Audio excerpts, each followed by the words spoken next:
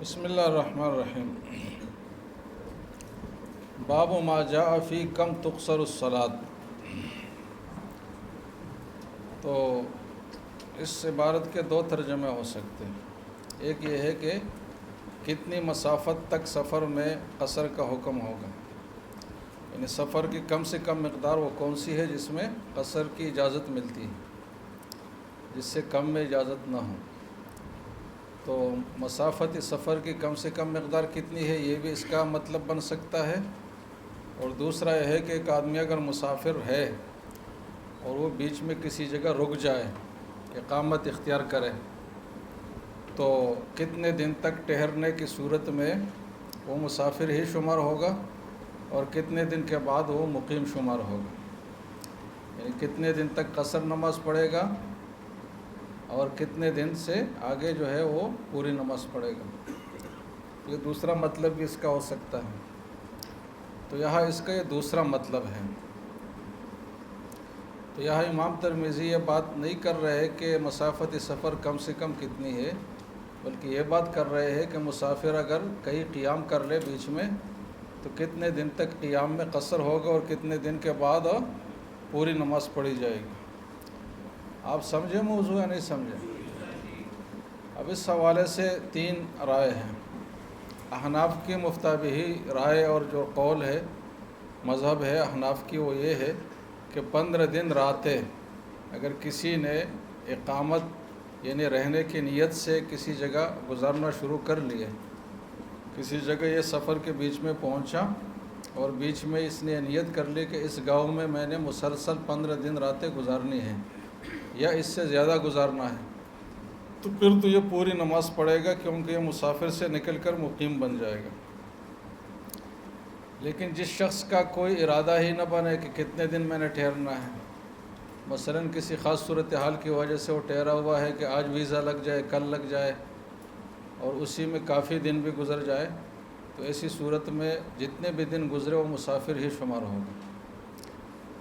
یا اس نے نیت تو کر لی، باقاعدہ عزم پختہ کر لیا، لیکن 15 دن راتوں سے کم کی کر لی، 14 دن راتیں یا 10 یا 9 یا جو بھی ہے، تو بھی یہ مسافر ہی رہے گا، یہ قصر نماز پڑھے گا۔ اتمام کب کرے گا؟ یہ پوری نماز کب پڑھے گا؟ جب 15 دن اور 15 راتیں پوری اس جگہ میں ٹھہرنے کی نیت اس کا ہو۔ یہ احناف کا مذہب ہے۔ امام مالک اور امام شافعی رحمہ اللہ فرماتے ہیں کہ 4 دن راتوں پر مدار ہے، کہ اگر 4 دن اور 4 راتیں گزارنا کسی کی نیت ہے تو وہ مقیم ہے، اگر اس سے کم ہے تو وہ مسافر ہے۔ البتہ اس 4 دن اور راتوں میں وہ دن شمار نہیں ہے جس دن یہ وہاں پہنچا ہو، اور وہ دن بھی شمار نہیں ہے جس دن وہاں سے سفر کرے گا، نکلے گا۔ پہنچنے کا دن اور نکلنا کے دن اس میں شمار نہیں ہوگا۔ اس کے علاوہ اگر 4 دن اور 4 راتیں ٹھہرنے کی نیت سے یہ ٹھہرا ہے تو پھر یہ مقیم ہے، ورنہ پھر کیا ہے جناب؟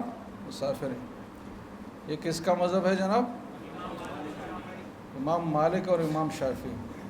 جبکہ امام احمد بن حنبل کا مذہب یہ ہے کہ 21 نمازوں تک اگر ٹھہرنے کی نیت ہے تو پھر یہ مسافر ہے، لیکن 21 نمازوں سے اگر زیادہ نیت ہے تو پھر یہ مقیم ہے۔ تو وہ دنوں کے حساب کے بجائے نمازوں کے حساب لگاتے ہیں۔ تو 21 نمازوں تک کیا ہے جناب؟ یہ مسافر ہے۔ اور اگر 22 نمازیں پڑھنے کی نیت ہے کسی جگہ مثلا تو پھر یہ مقیم ہے۔ تو پہلی صورت میں قصر کرے گا، دوسرے میں اتمام کرے گا۔ تو یہ 3 اس میں آ رہا ہے۔ ایک بات تو یہ ہوئی۔ دوسری بات یہ ہے کہ اس حوالے سے جو مرفوع احادیث ہے تو وہ اس باب میں کسی کے حوالے سے بھی صریح نہیں ہے، کسی بھی مذہب کے موقف میں وہ صریح نہیں ہے وہ روایات، لہٰذا مرفوع روایات سے کسی بھی مذہب کے لیے استدلال نہیں ہو سکتا۔ تو ٹوٹل جو استدلال کا دار و مدار ہے اور جو سہارا ہے وہ صحابہ اور تابعین کے اقوال پر ہے۔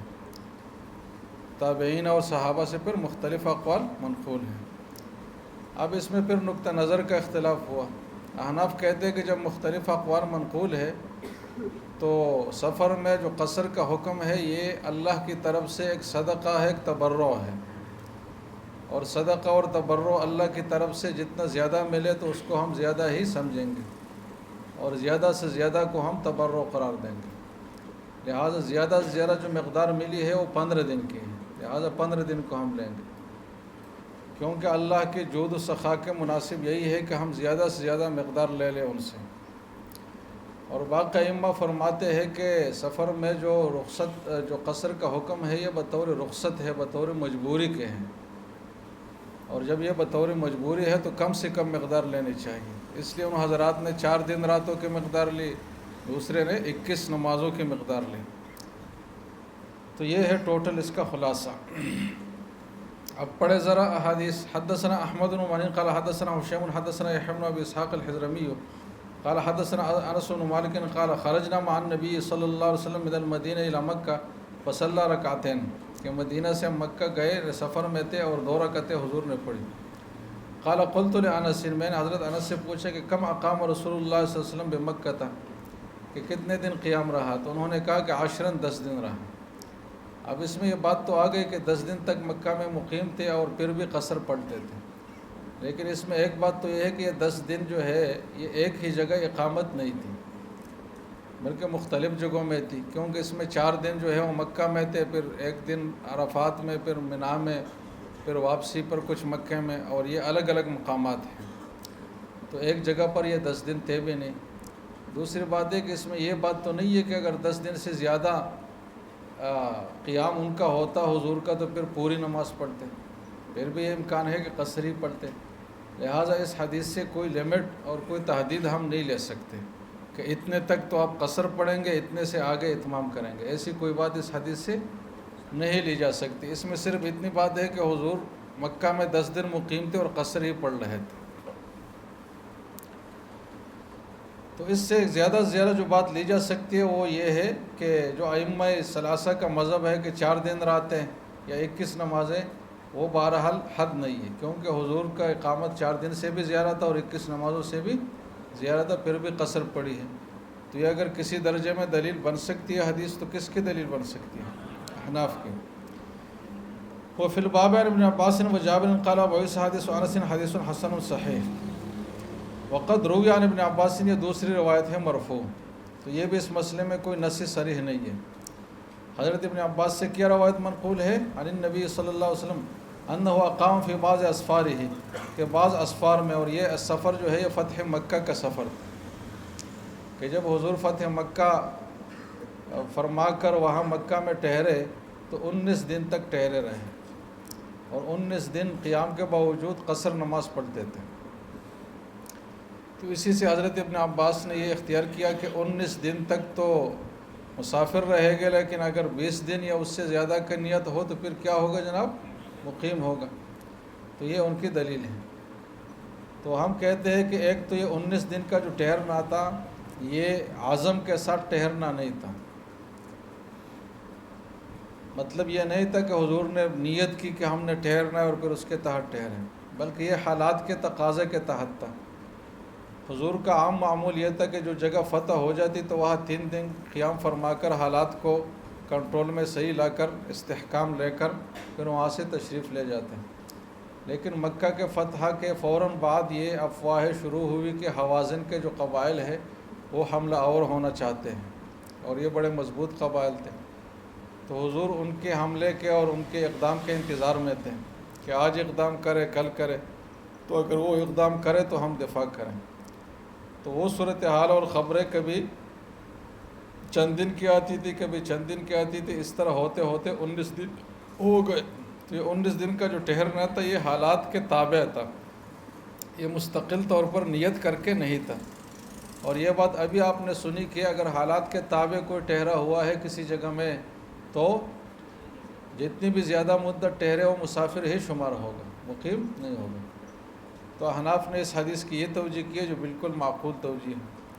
مزید یہ ہے کہ یہ حدیث بھی کوئی نص نہیں ہے۔ نص جب ہوتی جب اس حدیث میں ایسی بات ہوتی کہ 19 دن تک تو مسافر ہے لیکن 19 سے زیادہ جب ہوگا تو مقیم ہوگا، یہاں ایسی کوئی بات نہیں ہے۔ یہاں اس کی کیا گارنٹی ہے کہ اگر حضور 19 کی بجائے 20 دن ٹھہرتے تو پوری نماز پڑھتے، ہو سکتا ہے پھر بھی قصر کرتے، تو لہٰذا یہ بھی کوئی دلیل نہیں ہے۔ تو حضرت ابن عباس سے روایت ہے کہ انہ اقام فی بعض اسفار 19 یعنی 19 دن یصلی رکعتین قصر نماز پڑھتے تھے اور اپنے آپ کو مسافر سمجھتے تھے۔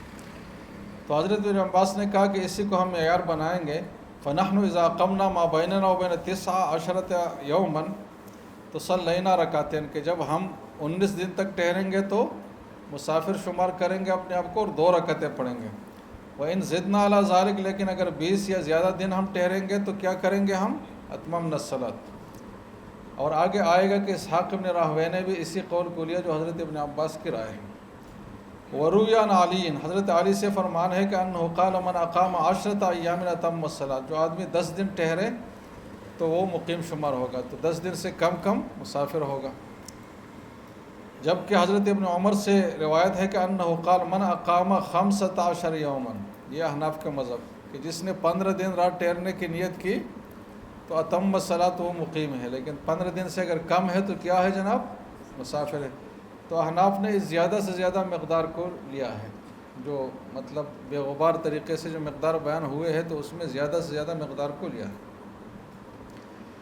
وروی عنہ 12، جبکہ حضرت ابن عمر سے 12 دن کا قول بھی ہے۔ وروی عن سعید بن المسیب انہ قال ان اذا قام 4 صلی 4، یہ کس کا مذہب ہے جناب؟ امام مالک اور امام شافعی رحمہ اللہ کہ 4 دن۔ اب اس میں نے ایک اضافی بات آپ سے کہی، کیا تھی وہ کسی کو یاد ہے؟ کہ اس میں یوم الدخول اور یوم الخروج حساب نہیں ہے۔ یوم الدخول اور یوم الخروج کے علاوہ 4 دن، اور دن جب ہے تو راتیں اس کے ساتھ خود بخود ہیں۔ وروا ذلك عنه قتادة وعطاء الخراسانی وروا عنه داود بن ابي خلاف هذا واختلف اهل العلم بعد ذلك فاما سفیان الثوری واهل الكوفہ تو فذهبوا الى توقیت 15 تک، 15 دن کی نیت، تو احناف نے اس کو لیا۔ وقال، اور انہوں نے کہا ہے کہ اذا اجمع على اقامت 15، جب ارادہ کرے، پختہ عزم کرے 15 دن ٹھہرنے کی تو پھر جو ہے اتم الصلاۃ۔ اب یہ اذا اجمع کیوں کہا؟ کہ اگر عزم نہ ہو اور حالات کے تقاضے کے تحت رہ رہا ہے آج یا کل تو پھر اس میں وہ مقیم نہیں بنے گا۔ وقال الاوزاعی، جبکہ امام اوزاعی فرماتے کہ اذا اجمع مطلب عزمہ، جب اس کا عزم ہو 12 دن رہنے کا تو پھر پوری نماز پڑھے گا، اگر 12 دن سے کم ہے تو مطلب مسافر ہے۔ جبکہ امام مالک، شافعی اور احمد فرماتے کہ اذا اجمع علی اقامت 40 اتم الصلاۃ۔ اب امام احمد کا مذہب الگ ہے، انہوں نے یہاں ملایا ہے اس کو۔ واما اسحاق، جبکہ اسحاق بن راہویہ فرماتے کہ فرعا اقوال مذاہب فی حدیث ابن عباس، کہ اس میں زیادہ مضبوط دلیل جو ہے وہ حضرت ابن عباس ہی کی روایت ہے اور ان کا موقف ہے، اور اسی کو لینا چاہیے، اس لیے کہ حضرت ابن عباس نے لأنہ روا عن النبی صلی اللہ علیہ وسلم کے پہلے حضور سے ایک عمل نقل کیا ہے کہ 19 دن تک سفر ہے اور 19 دن سے آگے مطلب مقیم ہے۔ ثم تأولہ بعد النبی صلی اللہ علیہ وسلم، اور اس کے بعد حضور صلی اللہ علیہ وسلم کے وفات کے بعد بھی اس قول کو انہوں نے اختیار کیا ہے۔ حضرت ابن عباس نے اپنے زندگی میں اس کو عمل کے لیے منتخب بھی کیا ہے۔ تو حدیث بھی ہے اور ایک صحابی کا عمل بھی ہے، تو سب سے بہتر پوزیشن یہی ہے استدلال کے لیے۔ لیکن اس کا ہم نے کیا جواب دیا کہ حضور کا ٹھہرنا ہوا حالات کے تحت تھا۔ مزید ہے کہ اس حدیث میں کیا گارنٹی ہے کہ اگر 19 دن کے بجائے 20 دن ہوتا تو پوری نماز پڑھی جاتی۔ ثم تأولہ بعد النبی صلی اللہ علیہ وسلم اذا اجمع علی اقامت 19 اتم الصلاۃ ثم اجمع اہل العلم علی ان للمسافر ان یقصر ما لم یجمع اقامۃ۔ اس پر تمام کا اتفاق ہے کہ جب وہ تک اس کا اجماع یعنی عزم قلب، دل کا پختہ ارادہ نہ ہو تو وہ مسافر ہی رہے گا۔ وَإِنْ عَتَى عَلَيْهِ سِنُونَ، اگرچہ کئی سال ہی کیوں نہ گزارے۔ وبی قال حدثنا نادر قال حدثنا ابو معاویہ عن عاصم الاحول عن اکرمہ عن ابن عباس قال سافر رسول اللہ صلی اللہ علیہ وسلم سفرا فصلى 19 یوما رکعتين قال ابن عباس فنحن نصلي فيما بيننا وبين 19 رکعتين، ان 19 دن تک تو ہم 2 پڑھیں گے اور مسافر سمجھیں گے۔ فإذا أقمنا أكثر من ذلك صلينا 4۔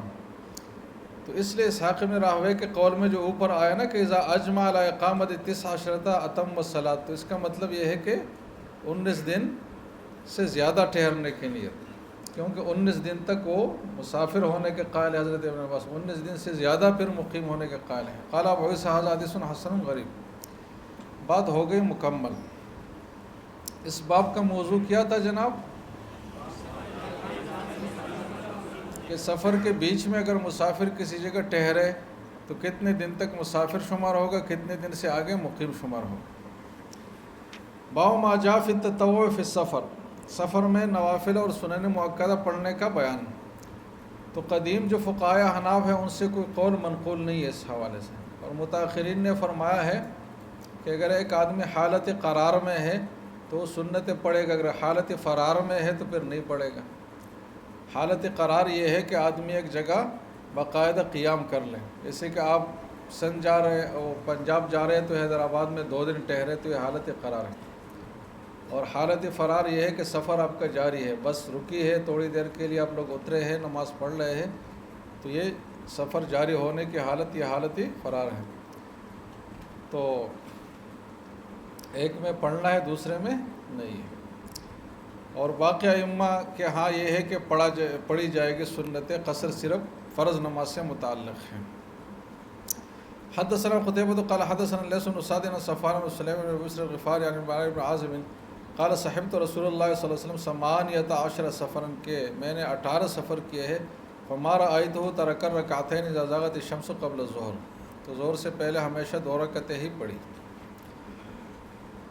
تو یہ بھی ایک صورت ہے کہ اگر درمیانی کیفیت ہے تو آپ 4 کی بجائے 2 رکعتیں ظہر سے پہلے پڑھیں۔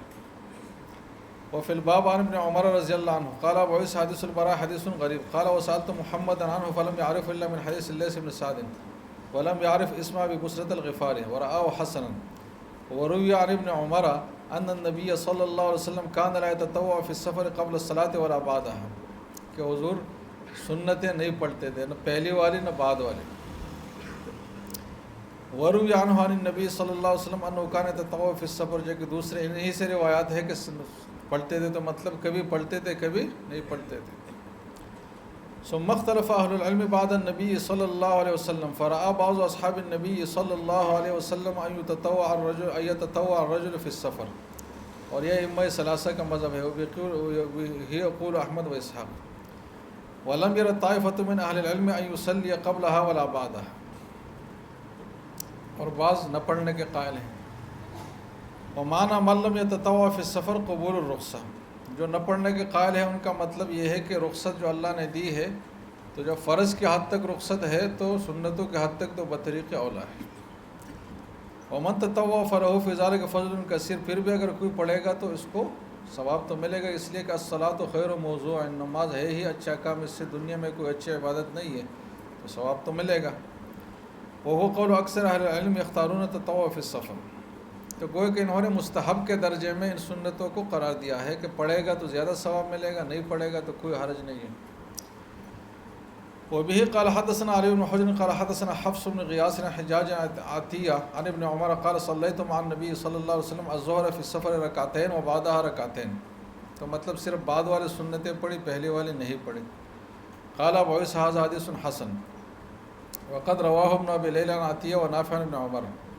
وبه قال حدثنا محمد بن عبيد المحاربي قال حدثنا علي بن هاشم عن ابن ابي ليلى عن عطية ونافع عن ابن عمر قال صليت مع النبي صلى الله عليه وسلم في الحضر والسفر فصليت معه في الحضر الظهر 4 وبعد ركعتين، وصليت معه في السفر الظهر ركعتين وبعدها ركعتين، والعصر ركعتين ولم يصلي بعدها شيئا، والمغرب في الحضر والسفر سواء 3 ركعات لا ينقص في حضر ولا سفر،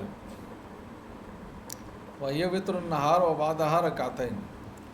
قال ابو عيسى هذا حديث حسن، سمعت محمدا يقول ما روى ابن ابي ليلى حديثا اعجب الي من هذا۔